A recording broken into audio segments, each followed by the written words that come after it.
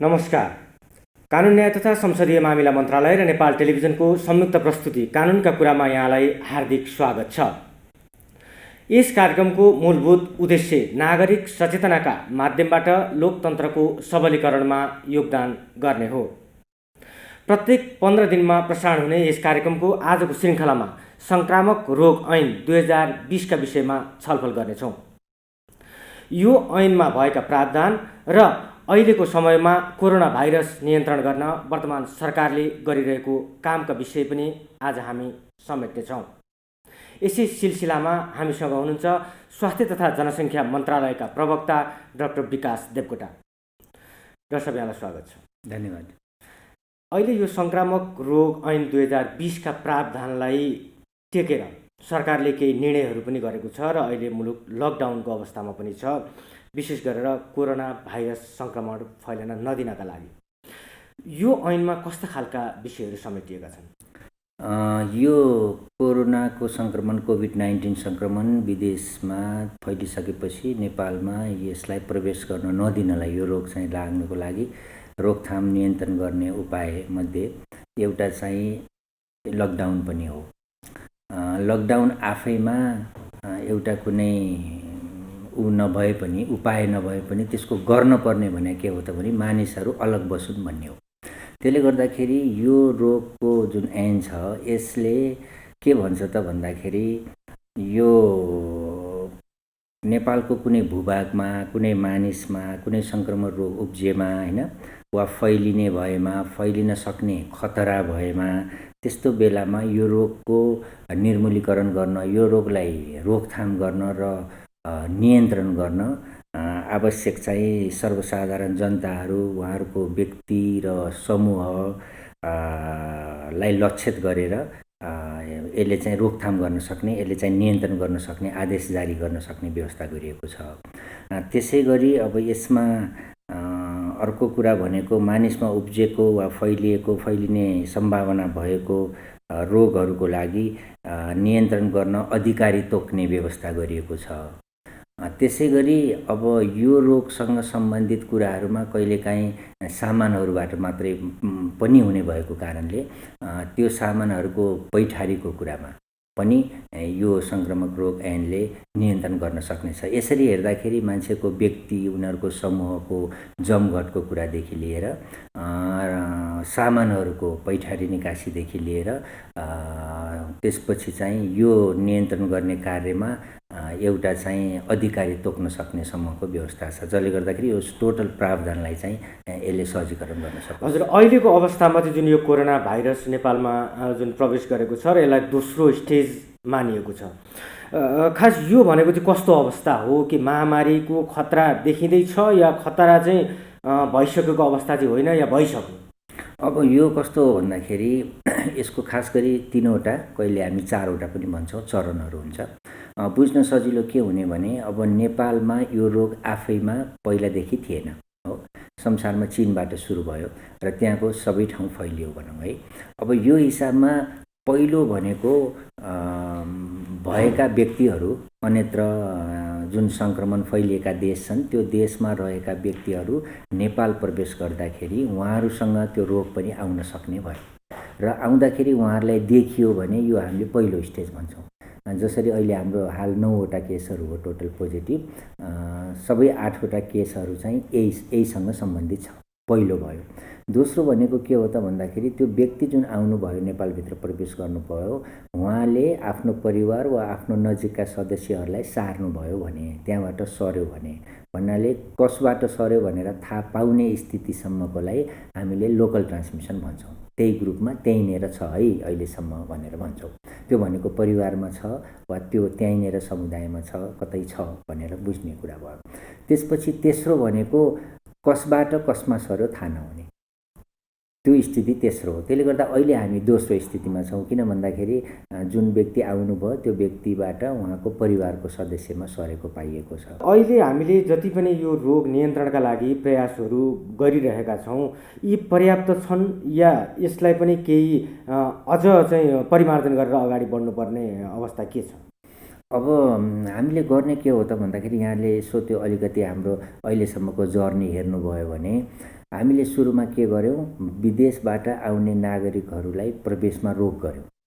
विभिन्न चरणमा भयो त्यो रोक, अलिअलि पार्सियलदेखि लिएर कम्प्लिटसम्म भयो। अर्थात् आएको व्यक्तिहरू चाहिँलाई हामीले यो स्क्रिनिङ गर्यौँ हैन, केही लक्षणहरू छ कि छैन भनेर। त्यसपछि होम क्वारेन्टाइनमा वा सेल्फ क्वारेन्टाइनमा बस्नलाई भन्यौँ हैन। अनि त्यसपछि त्यतिले नपुगेर विभिन्न देशबाट, पार्टिकुलरली यो बढी सङ्क्रमण भएको देशबाट आउनलाई नै बन्देज गर्यौँ, त्यो सङ्ख्या बढायौँ। अब अहिलेको स्थितिमा चाहिँ टोटल्ली कुनै पनि देशबाट आउनलाई नपाउने आवत जावत बन्द गर्यो। त्यसले गर्दा चरणबद्ध रूपमा जसरी विकास भयो यो रोगको विभिन्न देशहरूमा, त्यही हिसाबमा चाहिँ नेपालले त्यही खालको रणनीति चाहिँ अवलम्बन गरेर प्रवेशमा रोक लगाएको स्थिति भयो। त्यो बाहेक अब अर्को भनेको हाम्रो क्वारेन्टाइनमा बस्ने हैन, यो निगरानीमा गर्ने भनेको हो। त्यो भनेको बाहिरबाट आएका व्यक्तिहरूलाई, केही व्यक्तिलाई हामीले अहिले पनि हेर्नुभयो भने देशभरिमा करिब 9000 व्यक्तिहरू चाहिँ क्वारेन्टाइनमा हुनुहुन्छ।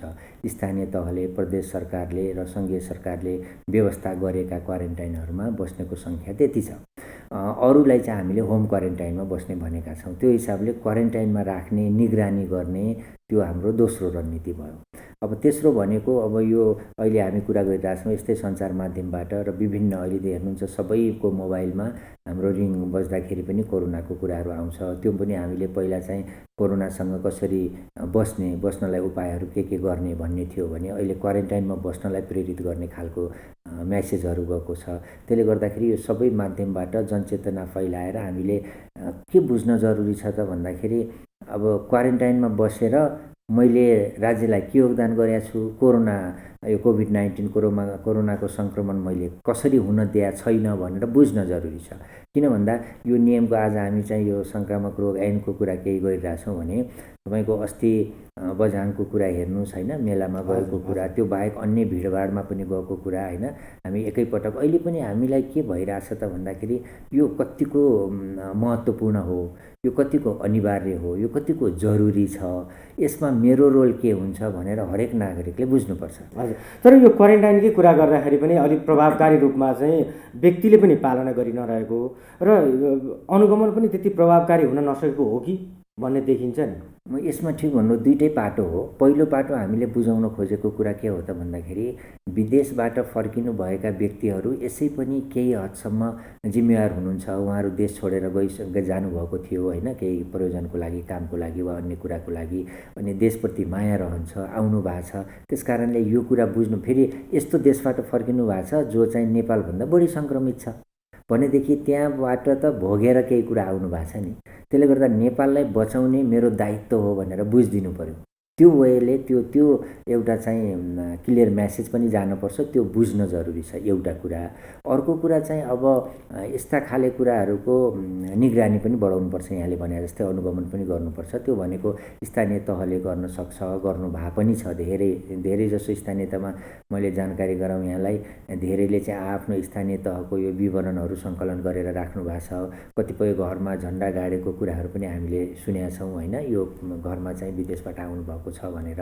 कतिपयले टेलिफोनबाट कुरा गरेर सुनिश्चित गर्नु भएको छ कि त्यो मान्छे त्यहाँ गएको छ भनेर। कति सुरक्षाकर्मीहरूको पनि प्रयोग भएको छ। विभिन्न सरोकार व्यक्तिहरू पनि त्यसमा संलग्न हुनुहुन्छ, सहजीकरण सहयोग गरिराख्नु भएको छ। त्यसले गर्दाखेरि अनुगमनको पाटो पनि बढाउनु पर्ने नै हुन्छ।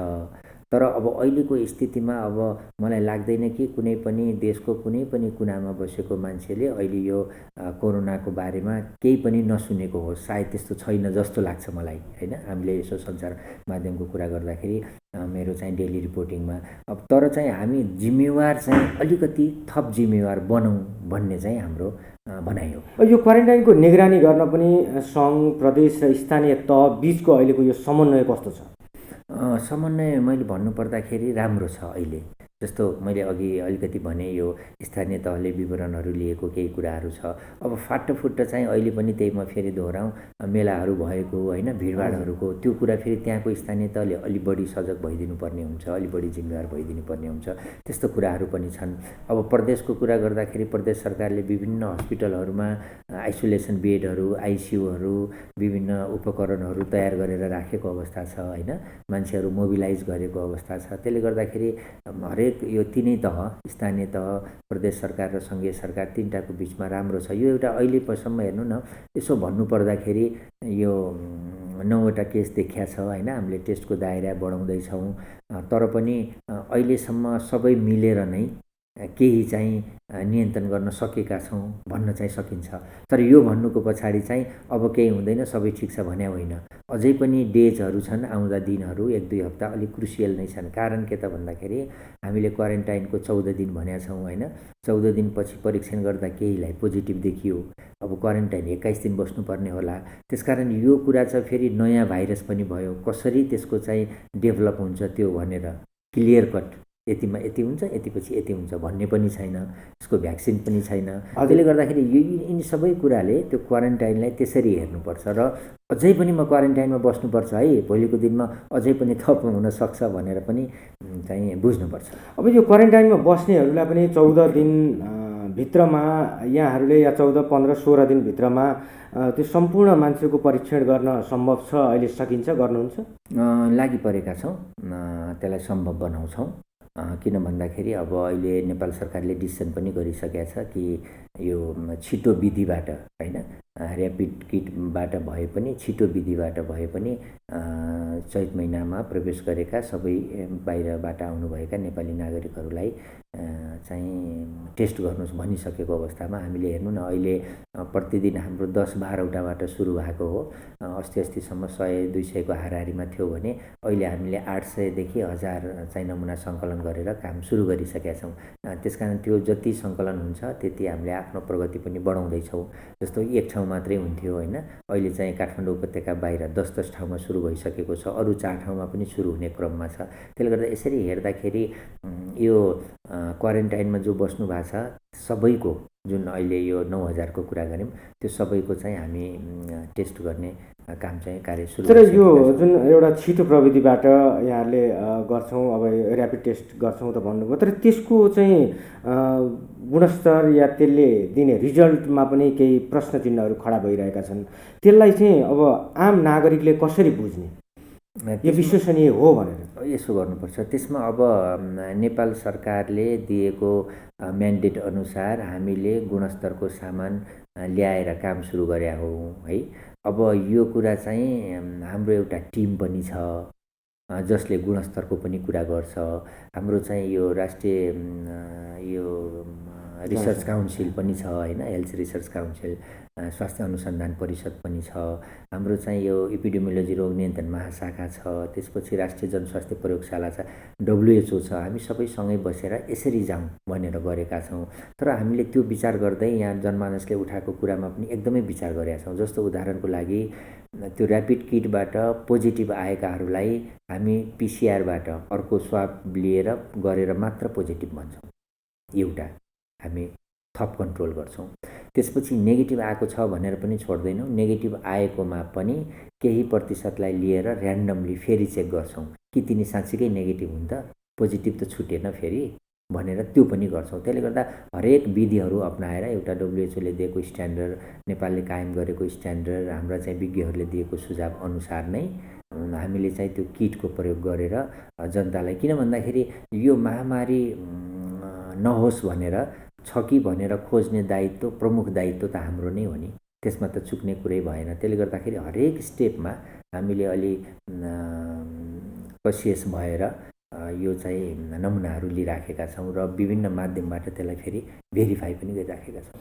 हजुर, तपाईँहरूले चाहिँ भन्नुभयो नि जुन 9000 व्यक्तिको चाहिँ हामी यो ऱ्यापिड टेस्ट गर्छौँ भनेर, तर चैत महिना लागेपछि नै 1 लाखभन्दा बढी त पश्चिम सुदूरपश्चिमबाट नै नेपाल प्रवेश गरेको भन्ने पनि आएको छ र तपाईँहरूले दिएको तथ्याङ्कमा पनि हामीले चाहिँ 40-45 हजार कति चाहिँ पहिचान पनि गरिसकेका छौँ कि भन्ने पनि आइरहेको छ। ती सबै नागरिकको टेस्ट गर्न सम्भव छ?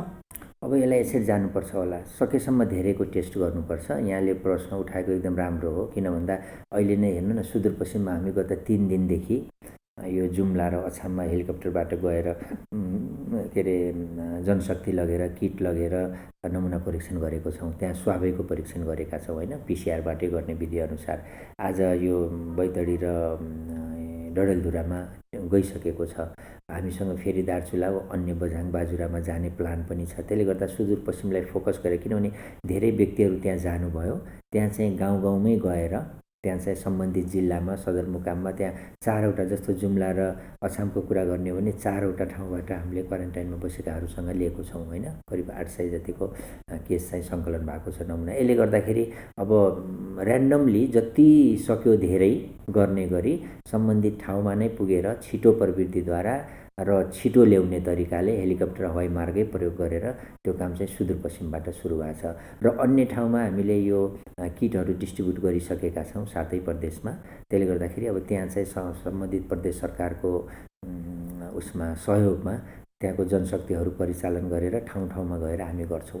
क्वारेन्टाइनमा बसेकालाई त गर्नै पर्यो। त्यो बाहेक यहाँले भने जस्तै अरू पनि त लाखौँ बस्नु भएको छ, त्यो कुरा पनि हामी ऱ्यान्डमली हेर्छौँ। किन भन्दा यो भनेको जति सक्यो धेरैलाई परीक्षण गरेर 2टा पत्ता लगाउने हो। एउटा चाहिँ कोही पोजिटिभ हुनुहुन्छ कि लुकेर बस्नु भएको छ कि होइन, मतलब रोग लुक्या छ कि उहाँहरूभित्र भनेर पत्ता लगाउने एउटा भयो, एक्टिभली जाने सर्च गर्ने। अर्को के पनि हो त भन्दाखेरि अब हामीले यता सिल गऱ्यौँ होइन, यो अन्तर्राष्ट्रिय हवाई र स्थलगत मार्गहरू सबै सिल गऱ्यौँ भनेदेखि अब हामी जति नेपालीहरू वा अन्य व्यक्तिहरू जो नेपालभित्र छौँ यो हामी सङ्क्रमित छैनौँ है भनेर पुष्टि पनि त गर्नु पर्यो। एक दिन त लकडाउन खोल्नुपर्ने हुन्छ, एक दिन त जीवन सहज बनाउनु पर्ने हुन्छ, बिस्तारो ठिक होला भनेर हामीले अप्टिमिस्टिक हुनु पर्यो नि। त्यसले गर्दा बाहिरबाट रोकिसक्यौँ, अब भित्र कोही छ कि भनेर पत्ता लगाउने, नभएदेखि छैन है भनेर ढुक्क हुने अवस्था। यो दुइटैको लागि जतिसक्दो धेरै परीक्षण गर्नु नै पर्छ। त्यो हिसाबमा अब हाम्रो क्षमता अनुसार हामीले प्रदेशमा पनि त्यसको क्यापेसिटी बढाउँदै र गाउँ गाउँमा गएर हवाई मार्ग स्थलगत मार्ग गाडीबाट गएर चाहिँ त्यो नमुना सङ्कलन गरेर परीक्षण गर्छौँ। विश्वमै चाहिँ यो एउटा महामारीकै रूपमा फैलिँदै गएको छ कोरोना भाइरस र विकसित मुलुकहरूमा पनि यो स्वास्थ्य सामग्रीहरू अभाव भएको छ। अहिले स्वास्थ्य तथा जनसङ्ख्या मन्त्रालयले नेपालको सन्दर्भमा चाहिँ त्यस्ता सामग्रीहरू यो जटिल परिस्थितिमा कसरी पुर्याइरहेको छ, के गरिरहेको छ? अब यसको 2टा कुरा छ। एउटा अब लजिस्टिकमा अहिले हाम्रो सङ्क्रमितको सङ्ख्या पनि कम भएको र उहाँहरू चाहिँ सिरियस पनि नभएको हुनाले त्यो औषधि सम्बन्धी अस्पताल सम्बन्धीको लजिस्टिक हामीलाई अलिकति सहज छ अहिले होइन। हामीलाई मुख्य समस्या भनेको अहिले सङ्क्रमितहरूको खोजी गर्नको निम्ति आफू प्रोटेक्सन भएर लगाइने। किन भन्दाखेरि चिकित्सक स्वास्थ्यकर्मीहरू त नम्बर 1मा उहाँहरू धेरै उसमा हुनुहुन्छ होइन, जोखिममा हुनुहुन्छ। उहाँहरू फेरि हामीलाई बचाउनु पनि छ। मानव स्वास्थ्यकर्मीहरू चिकित्सकहरूलाई केही समस्या भयो केही भयो भने त हाम्रो चाहिँ लडिदिने व्यक्ति पनि छैन। अहिलेको त मेन लिडरै उहाँहरू हो। त्यसले गर्दाखेरि उहाँहरूलाई यो व्यक्तिगत सुरक्षा सामग्री हामीले दिनुपर्ने हुन्छ। ठिक छ। अब यो व्यक्तिगत सुरक्षाको सामग्रीहरू नेपालमा पहिला प्र्याक्टिस त थिएन, बहुत कम मात्रामा थियो, उत्पादन पनि थिएन, हामीलाई चाहिने अवस्था पनि थिएन। जति बेला हामीलाई चाहिन थाल्यो हामीभन्दा अगाडि अरू देशलाई चाहियो भनेपछि उत्पादन गर्ने देशहरू पनि कम थिए र अरू देशले चाहिँ चाइना लगायत देशबाट लग्दै गरेको स्थिति थियो। तर अब सबै लक भएपछि र हरेक देशलाई त्यो जरुरी परेपछि अन्तर्राष्ट्रिय बजारमै यो चाहिँ स्कार्सिटी हुन गयो। तैपनि अब अहिले हामी यो स्थितिसम्म आइपुग्दा, आजको दिनसम्म आइपुग्दा केही बाहिरबाट आएको छ, केही चाहिँ हामीलाई दाताहरूले सहयोग गर्नुभएको छ, त्यो हिसाबले हामीले काम चलाएको छौँ। अब यसमा 2टा कुरा म भन्न चाहन्छु। एउटा चाहिँ यसको हामीले जतिसक्दो छिटो जोह गर्नुपर्छ, चाहे त्यो छिटो किनेर होस् चाहे त्यो गभर्मेन्टबाट गभर्मेन्ट टु गभर्मेन्ट गरेर होस्, एउटा त्यो कुरा गर्नुपर्छ भने। दोस्रो कुरा हामीसँग भएकोको समुचित प्रयोग गर्नुपर्छ। जस्तो उदाहरणको लागि फिभर क्लिनिकमा वा बिरामी हेर्दाखेरि वा कसैलाई भेट्न जाँदाखेरि वा बिरामी छ कि भनेर मात्र हेर्दाखेरि लाउनुपर्ने के? मास्क मात्रै लाउनुपर्ने हो कि? मास्क पनि तपाईँको सर्जिकल मास्क लाउनुपर्ने हो कि N95 मास्क लाउनुपर्ने हो कि गाउन बुट सहितको लाउनुपर्ने हो कि होइन, यो कुरा जान्न जरुरी छ। यो कुरा स्वास्थ्य पहिला अलिकति ढिलो पनि भयो। तर यो त मन्त्रालयले एउटा मापदण्ड पनि त बनाएको छ, मापदण्ड पनि बनाएको छ होइन। अनि हामीले वेबसाइटमा पनि राखेका छौँ। सायद अब गाउँ गाउँमा सबै ठाउँमा पुर्याउन पनि नसक्या हो कि त्यो पनि हुनसक्छ। अर्को कुरा अब हामीले कहाँबाट सुरु गऱ्यौँ, हेल्थ पोस्टबाट सुरु गऱ्यौँ कि अस्पतालबाट सुरु गऱ्यौँ कि होइन। जस्तो अहिले सञ्चार माध्यममा देख्नुहुन्छ नि विभिन्न हेल्थ पोस्टमा पनि धेरै साथीहरूले एकैचोटि ग्रुपमा लगाएर फोटो खिच्नु भएको छ। अब त्यो कुनै त्यो सामान त अलि पछि पनि चाहिन्थ्यो नि, त्यो डिस्पोजेबल त्यो खेर गएर जाने हो। अब त्यो 8-10वटै 10-12वटैकै ठुलो महत्त्व छ यहाँ होइन। त्यसरी गर्दा मैले त्यही भएर समुचित प्रयोग भने, दुरुपयोग नगरेर त्यसको समुचित प्रयोग गर्न छ। अब अहिले WHO ले भनेअनुसारको हामीले मापदण्ड जुन बनाइसकेका छौँ त्यसमा स्ट्रिक्टली फलो गरेर यो चाहिँ यसको सही प्रयोग गर्यो भने, त्यही मैले अघि दुईवटा भने, यसको सही प्रयोग गरौँ र चाहिँ बाहिरबाट ल्याउने खरिद गर्ने कार्य पनि हामीले चाहिँ अलि फास्ट गर्छौँ। त्यो दुईवटा भयो भने सायद समस्या समाधान हुन्छ। हजुर, अब लगभग हामी अन्त्यमा पनि आइसकेका छौँ। अहिले चाहिँ यो कोरोनाको सङ्क्रमणबाट जोगिनका लागि आम नेपालीलाई स्वास्थ्य तथा जनसङ्ख्या मन्त्रालयका तर्फबाट तपाईँले के अपिल गर्नुहुन्छ? अब यसमा दुईवटा कुरा छ भन्छु। एउटा चाहिँ आम नागरिकले गर्ने कुरा भनेको अहिले आफू एक अर्कामा सशङ्कित हुने नै हो। त्यो भनेको मलाई पनि इन्फेक्टेड हुनसक्छु, तपाईँ पनि इन्फेक्टेड हुन सक्नुहुन्छ भनेर हामी एक अर्काबाट डिस्टेन्स कायम गरौँ होइन। पहिलो काम त्यो गर्नु पऱ्यो। त्यो डिस्टेन्स कायम गऱ्यो भने हुन्छ के त भन्दाखेरि बाहिरबाट जुन यति धेरै प्रवेश गर्नुभएको छ त्यो प्रवेश गरेको व्यक्तिहरू निरोगी हुने त समस्या भएन। यदि सङ्क्रमित हुनुहुन्थ्यो भने उहाँहरूबाट अन्य व्यक्तिलाई सरेन एउटा। अब अहिलेसम्मको हाम्रो आकलन अनुसार जो व्यक्तिहरू सङ्क्रमित हुनुहुन्छ जटिल स्थितिमा हुनुहुन्न। त्यसले गर्दाखेरि उहाँहरूमै त्यो भाइरस चाहिँ एन्टिबडी बन्दै त्यो भाइरससँग रोगसँग लड्न सक्ने क्षमता डेभलप हुँदै त्यो त्यही व्यक्तिहरूबाट नै भाइरस सेलाएर गयो भने हामी जित्यौँ भनौँ होइन एक हिसाबले। त्यसले गर्दाखेरि आफू सुरक्षित हौँ र अरूलाई अलग बसौँ। किनभने देशले नै लकडाउनको स्थिति गर्यो। त्यो भन्नुभन्दा अलिकति मैले अघि पनि भन्न खोजेको थिएँ के त भन्दाखेरि आफूलाई अलिकति गर्व पनि फिल गर्नु पऱ्यो। किन भन्दा मैले गर्दा मेरो परिवारको सदस्य होइन, मेरो समुदायको सदस्य, मेरो यो सम्पूर्ण नेपाल देशलाई म केही समय यो लकडाउनमा, केही समय क्वारेन्टाइनमा, केही समय अलग बसेर मैले सहयोग गरेँ भने त यो सबै देश बस्दो रहेछ।